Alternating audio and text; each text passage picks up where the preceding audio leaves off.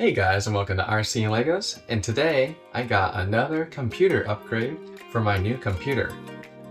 And this is what I got. Yes, another storage drive.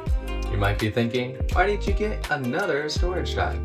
Well, this one has a different purpose. I'm going to use it for my files or videos or projects that I'm working on drive.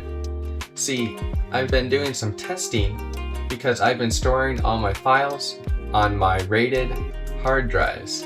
So basically I have two hard drives acting as one hard drive. So if one fails, then you don't lose all your data. So it's very nice. But the problem with hard drives is that they are slow. Like way slow.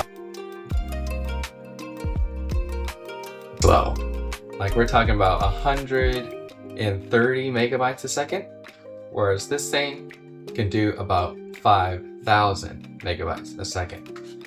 So I've been noticing while I've been editing my video and stuff, my drive is always at 100%, and the video is jerky and stuff, and it's just not very pleasant to edit a video like that. So I got some advice from YouTube about having a project drive to, speed things up. And then when you're done with the project and you're ready to keep it safe and stored, you can move it to the hard drive. Sounds like a good idea. So I decided I was going to give it a try with this Crucial P3 500 gigabyte drive. And today we're going to install it. So let's get to it. Alright folks, I've got the side cover and everything shut off. So this cover right here is the one where I'm going to put the drive. So it's just these two screws here and here. Kind of hard to see because the cables are in the way, but we'll just remove those.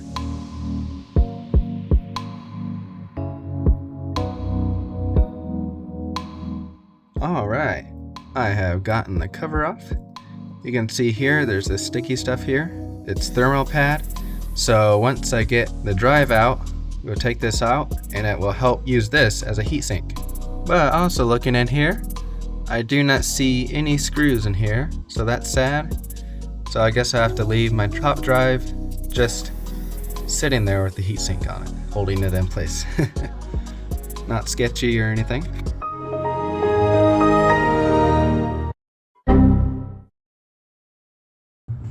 Alright, let's put in that new drive. Alright, here's the drive going in. Alright. And it looks like the screw will go in that hole. Luckily it came with one, as you can see. Very nice. There we go. Very nice. Alright, now I gotta remove this sticky. There we go. Oh, and just so you guys do know, this is a PCI Gen 4 drive, and I am putting it in a PCI Gen 3 slot. So I don't expect to get the full performance out of it, but it's nice to be able to, if I upgrade someday and it's a PCI Gen 4, then I get more speed. So, future proofing, I guess. Alright, now I just gotta put this back on. There it is, guys. It is all installed. You can kind of see it back there.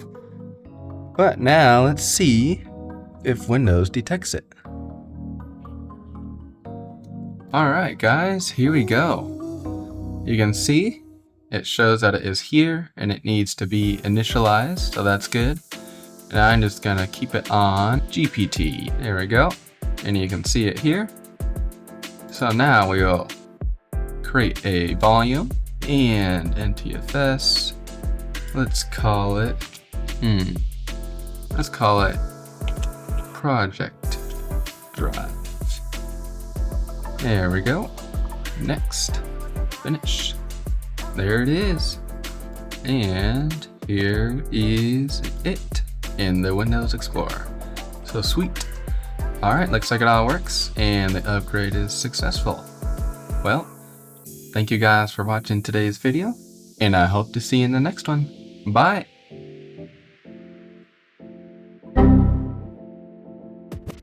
Well guys, I feel like an idiot. Well, if you look back before in an earlier take, when I was installing the drive and setting it up, this is my drive that I store all my video files and all that stuff on. And as you can see before, when I had that drive in and formatted and stuff, this videos and music was completely gone.